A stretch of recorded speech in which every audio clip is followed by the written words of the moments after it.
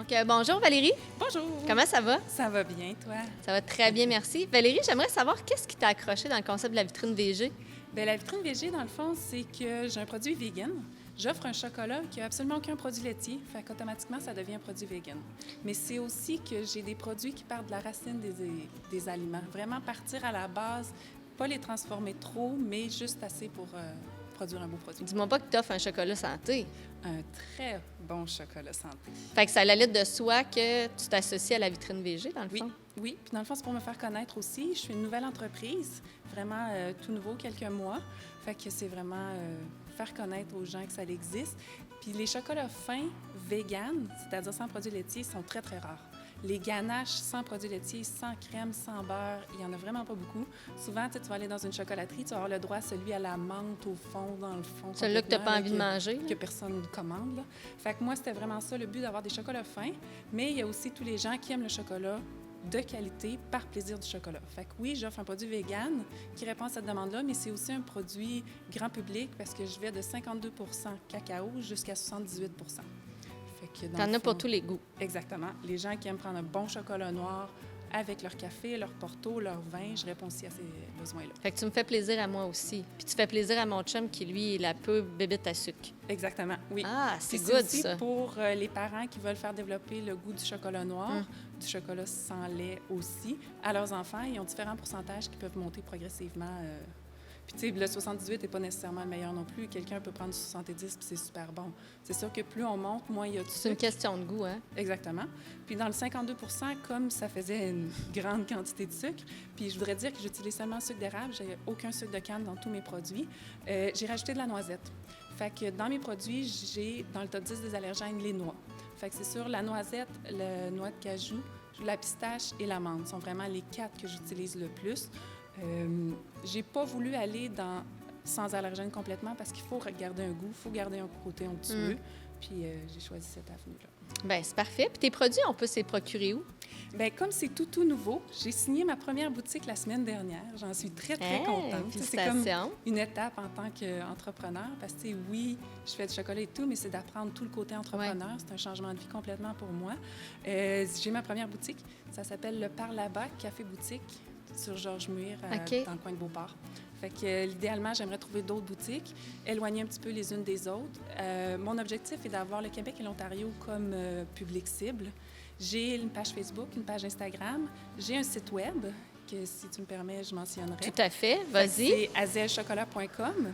La boutique en ligne, vous allez voir une belle petite annonce qui dit que les produits s'en viennent très rapidement, mais le site web est quand même là et disponible à être regardé. Je fais aussi des événements qu'on appelle pop-up ou des boutiques éphémères. Donc, pour l'été, on a arrêté vu qu'il y avait beaucoup de marchés, beaucoup de choses comme ça. Mais une fois par mois, je m'associe avec Hélène Paulin, qui est des produits Arbonne, qui sont aussi véganes. Et on invite d'autres artisans à se joindre à nous. Souvent, on est 5-6. Puis, pour une journée, on revient une boutique, soit dans une galerie d'art qui veut participer avec nous ou d'autres endroits semi-publics, ou même, ça peut être dans des maisons.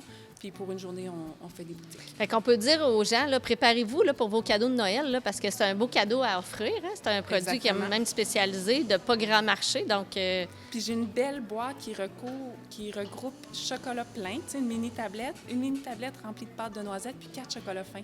Fait que dans le même emballage, on a la tablette ainsi que les chocolats fins. Puis mes chocolats fins sont colorés avec du beurre de cacao.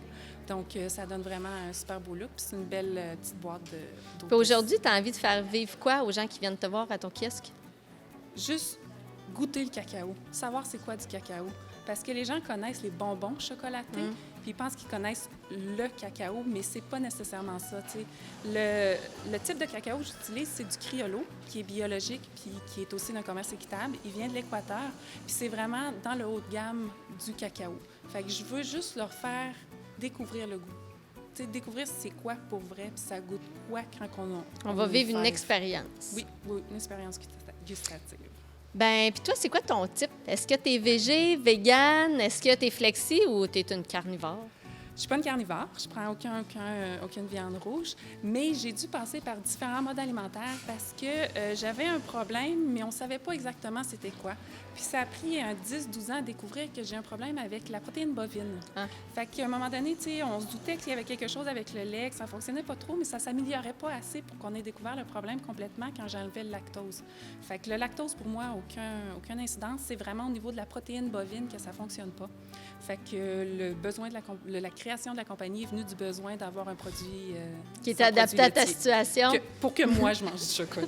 Que je me fasse plaisir tu t'es créé ta propre entreprise sur mesure pour que tu puisses profiter de te sucrer le bec sans avoir mal au ventre. Exactement. Puis là, les gens ont aimé, puis bien, c'est devenu une entreprise. Bien, on le dit tout le temps, hein? Faut que ça parte du cœur, il faut que ça parte de soi, une entreprise. Hein? Puis ce que je veux aussi, c'est donner aux gens qui ont pas des problèmes alimentaires, mais des différences alimentaires, d'être capable de manger aussi. Parce que dans un restaurant, tu veux un dessert, tu peux pas manger de produits laitiers. C'est compliqué. On a une coupe de fruits. Ou tu demandes au chef de te faire quelque chose de spécial. Fait que, tu sais, c'est vraiment de rendre accessible un dessert sans produits laitiers. Fait que dans le fond, je veux viser les restaurants qui seraient intéressés. J'ai une super belle présentation. Ou les traiteurs qui sont aussi intéressés. J'ai des belles boîtes. Tu sais, oui, il y a gâteau de mariage, mais tu sais, une petite assiette à côté que les gens qui ont des intolérances peuvent manger. Ou, tu sais, pas se sentir à part, hein? C'est ça, se sentir intégré. Ma mission, là, de ce qu'on pourrait dire, là, c'est vraiment d'intégrer les gens qui ont des problèmes avec les produits laitiers dans les événements festifs. Bien, on va te souhaiter un beau succès avec ton entreprise parce que tu as une super de belle mission en arrière de ça. Puis un beau succès aujourd'hui à la vitrine VG. Merci beaucoup.